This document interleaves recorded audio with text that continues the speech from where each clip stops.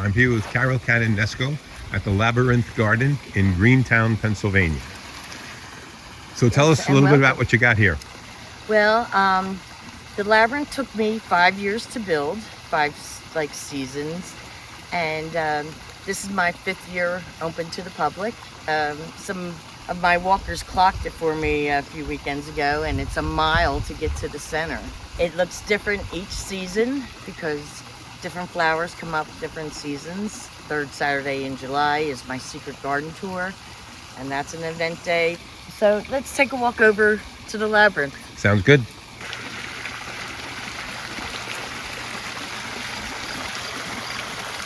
There's many different patterns of labyrinths. My pattern is called a medieval pattern, but there's a traditional pattern. There's a heart shape, a hand shape, a turtle, a square shape. It's one continuous path that doesn't cross itself.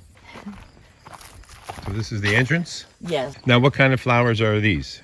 Black-eyed Susans. Black-eyed Susans? How about these white puffy looking things? It's a wildflower. It's really a weed, but I like them. They look nice in bouquets. Black-eyed Susans and marigolds. These are ferns? Yep, coming up wild.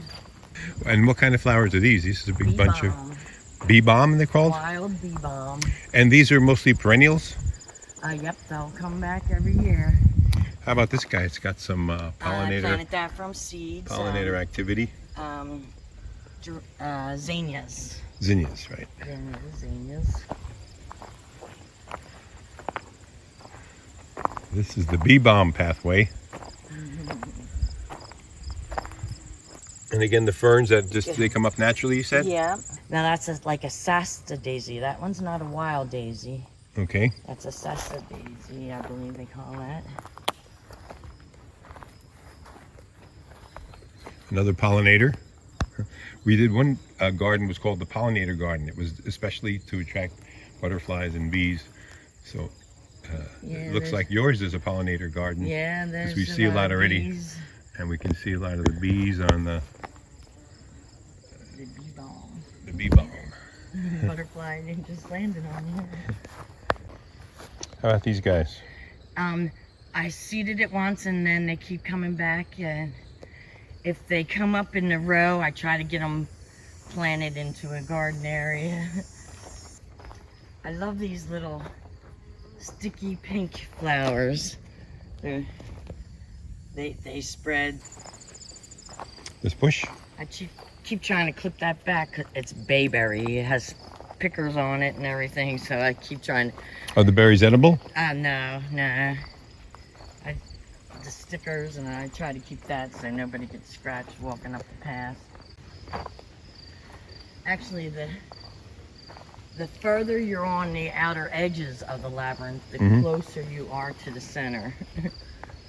And this was all irises. Irises. And what time of year do they bloom? Early spring. People come. And what's in the middle? The middle, each petal has a meaning, like faith, surrender, service, prosperity or abundance, forgiveness, and overcoming. And then the center is love. That's why I don't put anything in the center, so people can walk around to each petal and, meditate on each stage. Not many. What is the growth that's symbolizing love in there? What is that, grass? Or? That's just grass. So, but in the center, you could be grounded.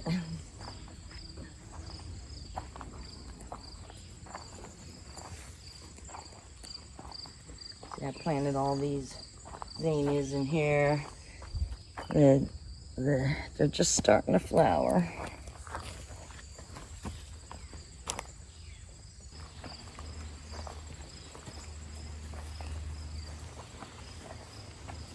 When you walk the labyrinth, you can feel like you're lost, but you could always see your car.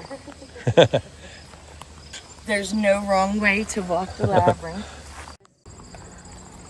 This is a wild blackberry bush. And that is edible, right? Yeah. That's blackberry.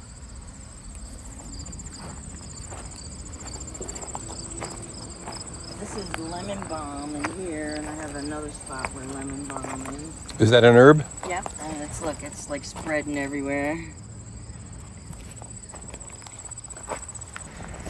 Usually they die out pretty early, but once they get enough shade.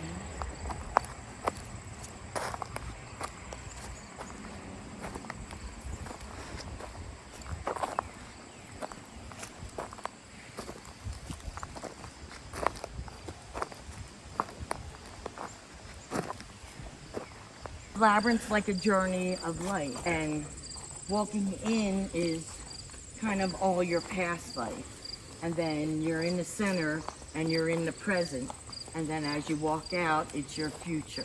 For prayer, meditation, celebrate, play, to dream.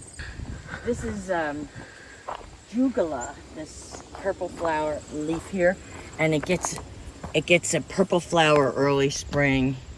Jugula. Yep, jugula.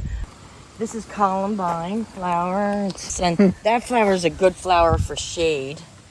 That little plant there. These are some different brown covers, but I don't know what they called. This is a 100-year-old mum that someone gave me a clipping of. Wow. And because mums, like when you buy them in the fall and stuff, Mm-hmm. if I planted them, they wouldn't come back, but that mum's coming back. I don't know what this is. It's wild, but I like the look of the leaves, and I let it go, and it's all wild there.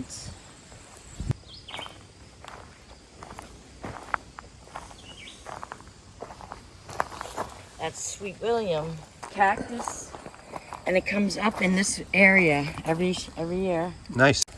See, it's like a petal design. So faith, service, surrender, prosperity or abundance, forgiveness, overcoming. And then the direct center is love.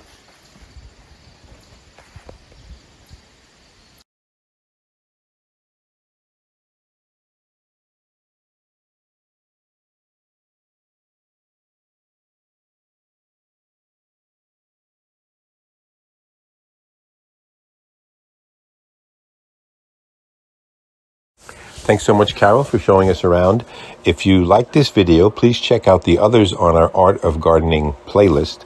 We have videos on the pollinator garden, a snowflake garden, an aromatic garden, a woodland garden, a Japanese garden, a mystery garden, and a lot more.